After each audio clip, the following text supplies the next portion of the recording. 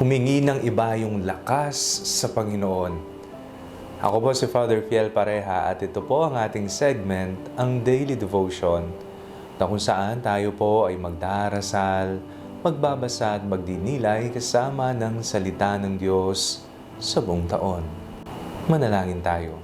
Sa ngalan ng Ama, ng Anak at ng Espiritu Santo. Amen. Halina, banal na Espiritu, liwanagan mo ang aming puso at isip nang maunawaan at may sa buhay namin ang iyong salita. Amen. Our Bible passage for today is from the book of Psalms chapter 103, verses 1 to 5, and I read it for you. Bless the Lord, O my soul, and all that is within me. Bless His holy name. Bless the Lord, O my soul, and do not forget all His benefits, who forgives all your iniquity, who heals all your diseases, who redeems your life from the pit, who crowns you with steadfast love and mercy, who satisfies you with good as long as you live, so that your youth is renewed like the eagles.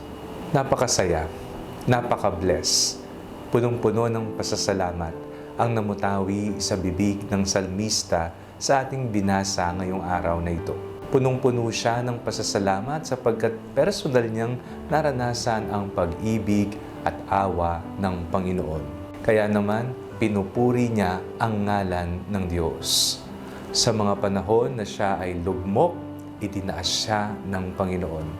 Sa mga panahon na siya ay may sakit, siya ay pinagaling ng Diyos. Sa mga panahon na siya ay nagkasala, siya ay pinatawad ng Diyos.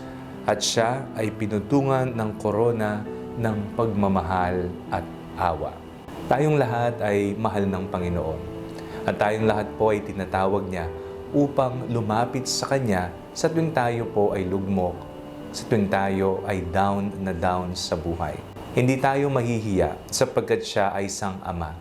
At bilang isang ama, alam niya ang pangailangan ng kanyang mga anak. Hinihiling sa atin ang kapakumbabaan. Sa tuwing tayo po ay may hinihingi sa Panginoon, matutunawa tayong magpakumbaba. Opo, alam ng Panginoon ang ating pangailangan, ngunit bilang mga anak, natutuwa ang isang ama sa tuwing lumalapit ang kanyang mga anak at sinasabi ng personal ang kanilang pangailangan. Ito isang akto ng kababaang loob sa nagbibigay ng lahat ng bagay dito sa mundo. Sa kasalukuyan, ano ba ang kailangan mo? Kinakailangan mo ba ng iba yung lakas? Isang lakas katulad ng agila na matayog ang paglipad, na malakas sa anumang bagay na gagawin, na matalas ang kanyang mga mata?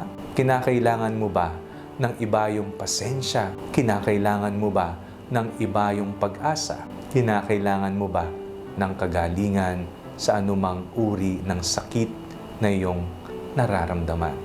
Lumapit ka sa Kanya, huwag kang mahiya, ibaba mo ang iyong sarili.